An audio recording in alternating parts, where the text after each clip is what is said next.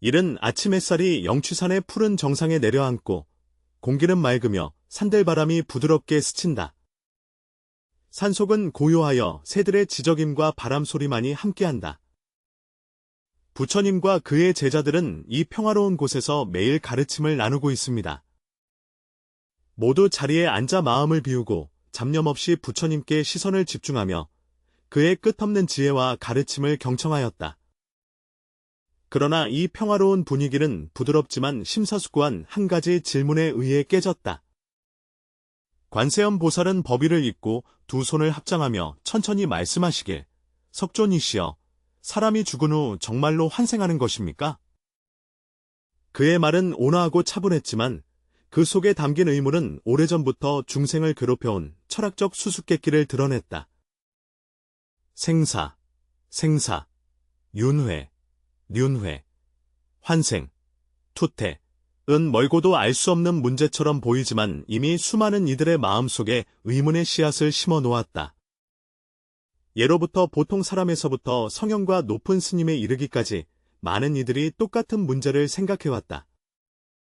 사람이 죽은 후에 과연 어디로 가는가? 불교에서 말하는 진여와 같이 죽은 후에 환생하여 새로운 생명의 윤회에 들어간다고 할 수 있을까요? 죽음 이후의 세계는 고통을 받는 고난의 상태인가? 아니면 깨달음을 얻는 기회인가? 사람들이 죽음에 대해 혼란스러워하고 두려워하는 것은 미지에 대한 깊은 의문에서 비롯된다. 모든 문화와 신앙체계는 이 질문에 답하려 노력하지만 그것은 여전히 간단한 말로 완전히 설명할 수 없는 수수께끼이다. 불교에서 말하는 육도윤회, 죽음은 정말로 새로운 생명으로 가는 문일까? 영혼의 귀착은 과연 어떻게 결정되는가? 관세음 보살의 계시. 이는 단순히 부처님의 지혜에 대한 도전일 뿐만 아니라 모든 중생에 대한 깊은 자비심이기도 합니다. 그는 오직 깊은 깨달음과 수행을 통해서만 생명과 죽음이 뒤얽힌 이 신비로운 그물을 풀 수 있음을 알고 있다. 그러나 부처님은 즉시 답변을 주지 않고 깊은 음성으로 말씀을 시작하셨다. 보살이 물은 것은 세상의 수많은 현상 중에서 가장 심오한 명제이다. 생사윤회는 참으로 수많은 중생들의 마음속에 영원한 수수께끼이다. 그는 잠시 멈추어 주변을 둘러보았다. 제자들의 시선은 모두 부처님의 말투에 집중되었고 공기마저도 잠시 정지된 듯했다. 먼저 여러분에게 한 이야기를 들려드리겠습니다. 이 이야기의 주인공 이름은 성각입니다. 부처님의 목소리는 낮고 힘있게 천천히 말했습니다. 성각 비구는 지혜로운 마음을 가진 수행자로서 그는 선정의 세계에 깊이 빠져들었습니다. 매번 명상할 때마다 그는 끝없는 진리에 더 가까워지고 있습니다. 그의 수행은 이미 물질적인 경계에 얽매이지 않고 육체를 초월한 경지에 들어섰다. 어느 날, 그는 깊은 선정에 들었을 때 갑자기 한 줄기 맑고 깨달음의 각성을 느꼈다. 그는 마치 시간의 강을 넘어 삶과 죽음을 초월한 공허한 공간에 들어간 것 같았다. 눈앞의 광경은 그를 충격에 빠뜨렸고 수많은 영혼들이 생사 사이를 오가고 있었다. 그들의 운명은 완전히 생전에 행한 행위와 쌓아온 업에 의해 결정된다. 성각은 많은 영혼들이 죽음 후 즉시 환생하지 않고 무형의 공간에 머물러 있으며 어떤 힘에 이끌려 끊임없이 떠다니고 있는 것처럼 보이며 마치 돌아갈 장소가 없는 듯하다고 보았다. 그는 생전에 선행과 덕을 쌓은 사람들을 보았고 이들은 인간으로 다시 태어나 비교적 안정된 삶을 누렸는데 이는 그들이 생전에 쌓은 공덕이 가져다준 보상과 같았다. 평생 악행을 일삼고 제멋대로 행동한 자들은 죽은 후 더욱 고통스러운 지옥에 떨어져 그들의 영혼은 지옥의 불길 속에서 굴러다니며 형언할 수 없는 고통을 참아야 한다. 그러나 성각 비구를 더욱 충격에 빠뜨린 것은 그가 임종시 극단적인 방법으로 자신의 생명을 마감하기로 선택한 영혼들을 보았다는 것이다. 이 영혼들은 해탈을 얻지 못하고 오히려 스스로 목숨을 끊음으로써 더욱 무거운 고통을 받고 있다. 그는 생사의 고통을 견디지 못해 스스로 생을 마감하는 영혼들을 하나하나 보았다. 그들의 비명은 멈추지 않았고 몸과 마음은 여전히 고통 속에서 헤매고 있다.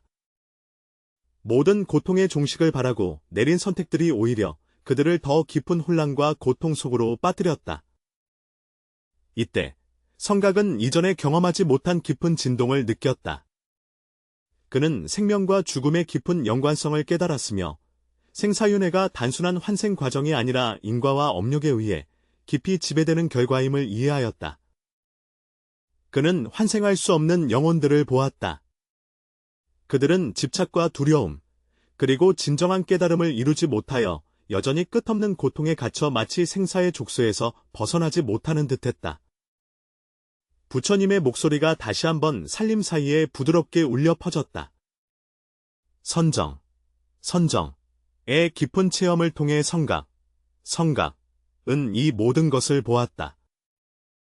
그의 눈은 죽은 후 환생할 수 없는 영혼들을 보았으며 그들은 극심한 고통 속에서 벗어날 수 없었다.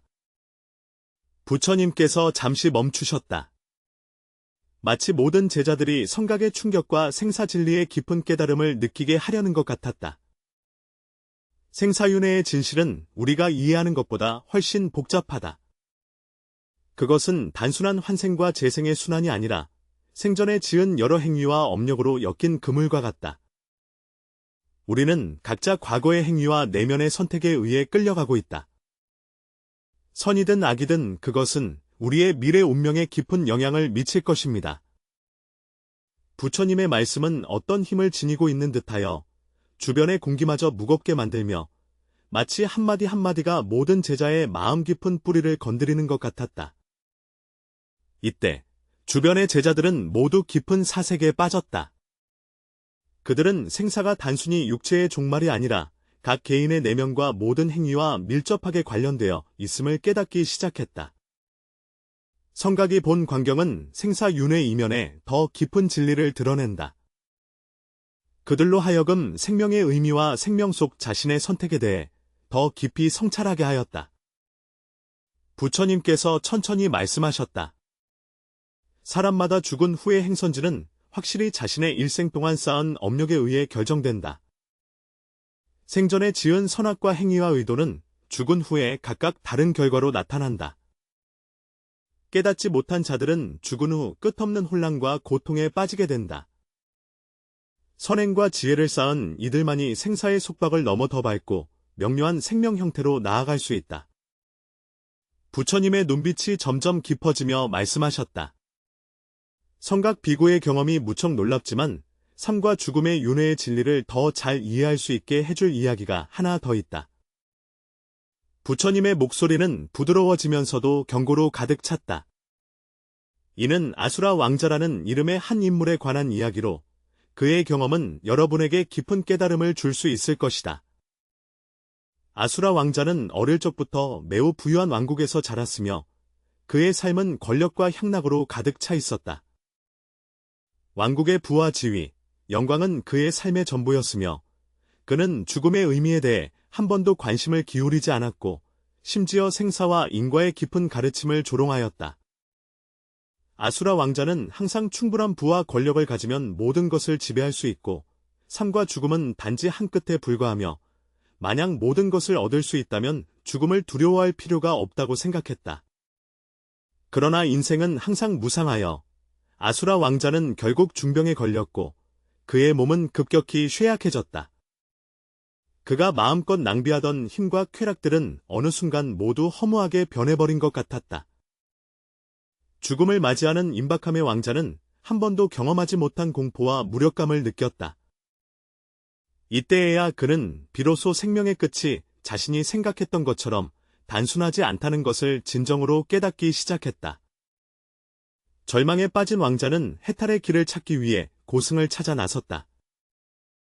이 위험 있는 고승을 마주한 아수라 왕자는 간절하게 물었다. 대사님, 제발 알려주소서. 죽은 뒤에 어떻게 하면 더 나은 존재로 다시 태어날 수 있습니까? 어떻게 하면 생사의 고통에서 벗어날 수 있습니까? 그는 어떤 수단을 통해 더 높은 생명 형태로 환생할 수 있다면 궁극적인 해탈을 얻을 수 있다고 믿는다. 고승의 눈빛은 평온했다. 그는 느리고 단호하게 대답했다. 왕자여, 진정한 해탈은 환생이나 도피가 아니라 생명에 대한 집착을 내려놓고 생사의 무상을 참된 깨달음으로 받아들이는 것이다. 생사는 단순한 끝이 아니며 진정한 생사 초월은 생명에 대한 집착을 초월하는 것이고 모든 것이 무상함을 깨닫는 것이다. 그러나 아수라 왕자는 스승의 깊은 뜻을 이해하지 못하였다. 그는 여전히 고집스럽게 환생하여 더 나은 삶을 사는 것만이 유일한 해탈의 길이라고 믿고 있다. 그래서 왕자는 자신의 생명을 포기하기로 결심했고 오직 죽음 후의 환생을 통해서만 자신이 원하는 진정한 해탈을 얻을 수 있다고 여겼다. 그러나 아수라 왕자가 죽은 후에도 그의 영혼은 그가 기대했던 더 높은 형태로 들어가지 않았다. 반대로 그는 어둠과 고통 속에 빠져 헤어나지 못했다. 그의 영혼은 죽은 후 끝없는 어둠 속에 떠다니며 한 점의 평안도 찾지 못한다. 결국 그의 영혼은 지옥에 빨려 들어가 끝없는 고통과 고뇌에 빠졌으며 생전의 탐욕과 집착이 초래한 무거운 업보를 감내하였다. 이 모든 것은 현장에 있던 모든 제자들을 크게 놀라게 하였다. 부처님의 목소리는 낮고 경고로 가득 차 있었으며 아수라 왕자는 자신이 기대했던 환생을 얻지 못하고 오히려 생명 형태의 변화에 집착함으로써 심연에 빠지고 말았다. 그의 고통은 죽음 자체에서 오는 것이 아니라 생명에 대한 집착과 생사에 대한 잘못된 이해에서 비롯된 것이다. 부처님은 잠시 멈추어 제자들의 근심 어린 얼굴을 바라보셨다. 그리고 말씀을 이으시길, 아수라 왕자는 생사의 집착을 넘지 못하였는데 바로 그가 환생이라는 형태에 집착했기 때문에 결국 생사윤회의 고리에서 벗어날 수 없었던 것이다. 진정한 해탈은 생사를 피하는 것이 아니라 생사에 대한 집착을 초월하는 것이다. 생사의 무상을 깨달아야만 참된 해탈을 이룰 수 있다. 이 이야기는 모든 제자들에게 깊은 감동을 안겨주었다. 아수라 왕자의 비극은 마치 한 면의 거울과 같아 모든 중생의 집착과 오해를 비추고 있다. 그들은 환생이 생사의 해탈이 아니며 진정한 해탈은 마음의 깨달음과 무상에 대한 깊은 이해에 있다는 것을 깨닫기 시작했다. 아수라 왕자의 경고를 통해 부처님께서는 다시 한번 제자들에게 생사의 해탈은 환생을 피하거나 추구하는 데 있지 않고 생명에 대한 집착을 깨뜨리는 데 있음을 상기시키셨다. 생사에 대한 두려움과 속박을 초월할 때 비로소 진정한 자유와 깨달음에 이를 수 있다. 부처님의 가르침은 천천히 공중에 울려 퍼지며 그 소리는 평온하고 깊이 있어 마치 무한한 지혜의 샘을 담고 있는 듯하다. 모든 제자들은 깊은 생각에 잠겼고 그들의 마음은 어쩐지 보이지 않는 어떤 힘에 의해 감동을 받은 듯했다. 그들은 점차 생사 이면에 숨겨진 깊은 뜻을 깨닫기 시작했다. 부처님께서는 조용히 그들을 바라보시며 말씀하셨다. 생사의 진정한 해탈은 생사를 피하는 데 있지 않고 윤회의 형태에 있지 않으며 깨달음에 있다. 오직 내면의 깨달음만이 생사를 초월하여 진정한 자유로 나아갈 수 있다. 그의 말은 듣는 이마다 마음속에 한 줄기 맑은 물줄기가 흘러들게 하였으며 마치 한 줄기 빛이 마음속의 안개를 뚫고 지나가는 듯하였다. 부처님께서 계속 말씀하시길, 여러분이 보는 이른바 생사는 사실 하나의 형태일 뿐이다. 생명은 단순한 육체적 존재가 아니며 마음의 인과와 깨달음이 엮어낸 무상한 그물망이다. 진정한 해탈은 죽음을 회피하는 과정이 아니라 마음 깊은 곳에서 생사의 무상을 깨닫고 생사에 대한 집착과 두려움을 내려놓는 것이다. 부처님의 눈빛은 깊고 심오하여 중생들의 마음을 꿰뚫으며 그들의 내면 깊은 곳에 있는 혼란과 집착을 바라보는 듯하다. 여러분이 보는 것은 단지 몸의 죽음뿐만 아니라 인과와 업력의 연속임을 알아야 합니다. 모든 사람의 운명은 그들의 평생에 행한 행위, 생각, 그리고 업에 의해 형성된다. 생사의 과정은 단순한 여정이 아니라 마음의 인과를 드러내는 한 형태입니다. 이 점을 깨달아야만 비로소 생사의 속박을 진정으로 초월할 수 있다. 그는 잠시 멈춰서 미소 지으며 말했다. 생사. 근본 문제는 여러분 각자의 마음속에 숨겨져 있다. 여러분이 죽음에 대한 집착을 초월하여 생명의 이면에 있는 무상과 지혜를 볼 수 있을 때 진정으로 생사에 대한 속박에서 벗어날 수 있습니다. 부처님의 눈길은 먼 곳을 향해 있었습니다. 마치 무엇인가를 깊이 생각하는 듯했습니다. 만약 여러분이 생명의 형태에 집착하고 육체의 존재에 집착한다면 여러분은 생사의 윤회에 갇혀 벗어날 수 없게 될 것입니다. 여러분은 죽은 후에 더 높은 생명 형태로 다시 태어나거나 생사의 고통에서 벗어날 수 있다고 생각할지도 모릅니다. 그러나 이러한 집착이야말로 여러분이 해탈하지 못하는 근원입니다. 너희가 생사 그 자체가 실제가 아니며 다만 무상의 일부일 뿐임을 알지 못하기 때문이다. 제자들은 일제히 고개를 숙이며 마음속에 파문이 일어났다. 그들은 생사가 직선적인 발전의 길이 아니라 끝없는 순환임을 깨닫기 시작했으며 각자가 그 속에서 자신만의 운명의 그물을 엮고 있었다. 부처님께서 계속 말씀하시길 진정한 해탈은 생사에 대한 도피가 아니라 생명의 본질에 대한 철저한 각성임을 뜻한다. 생사가 단지 마음의 깨달음을 시험하는 것임을 이해할 때에야 비로소 진정한 자유를 얻을 수 있다. 그는 깊게 숨을 들이쉬며 제자들을 더 깊은 경지로 인도하는 듯했다. 여러분은 반드시 분명히 이해해야 합니다. 생사의 진정한 해탈은 외적인 마음가짐이 아니라 내면의 변화에 달려있다는 것을. 생사를 초월한 해탈은 어떠한 환생을 추구하는 데 있지 않고 생사에 대한 집착을 내려놓고 만물의 무상을 깨닫는 데 있다. 여러분이 이 점을 꿰뚫어보고 마음속에 더 이상 두려움과 집착이 없을 때 비로소 진정한 자유가 찾아온다. 부처님의 말씀은 맑은 샘물처럼 모든 제자의 마음속에 스며들어 그들의 의심과 혼란을 점차 씻어내셨다. 선명 비고의 눈에는 빛이 반짝였고 그는 갑자기 부처님 말씀의 깊은 뜻을 깨달았다. 원래 해탈은 육체를 버리거나 죽음을 피하는 것이 아니라 생사의 무상함을 꿰뚫어보고 마음속 깊은 곳에서 죽음에 대한 두려움과 집착을 내려놓는 것이다. 그의 마음은 갑자기 밝아져서 모든 혼란과 의문이 이 순간의 맑은 바람으로 변의 바람을 따라 사라졌다. 부처님의 목소리가 다시 울려 퍼집니다. 수행자가 선정을 닦거나 내면을 반성하든 모든 수행은 궁극적으로 하나의 목표를 향합니다. 깨달음. 오직 깨달음을 통해서만 생사의 윤회에서 벗어나 진정한 내면의 자유를 이룰 수 있다. 그는 온화한 눈빛으로 참석한 제자들을 바라보며 미소 지으며 말했다. 생사를 초월하는 지혜란 생명을 떠나는 것이 아니라 깨달음을 통해 생사의 무상을 꿰뚫어 보는 것이다. 당신들이 생사에 집착하지 않고 죽음을 두려워하지 않을 때 마음은 무상 속에서 평화를 얻고 진정한 자유를 누리게 됩니다. 제자들은 잠시 침묵했고 마음속에서 밀려오던 의문과 깊은 충격은 점차 고요한 힘으로 변해갔다.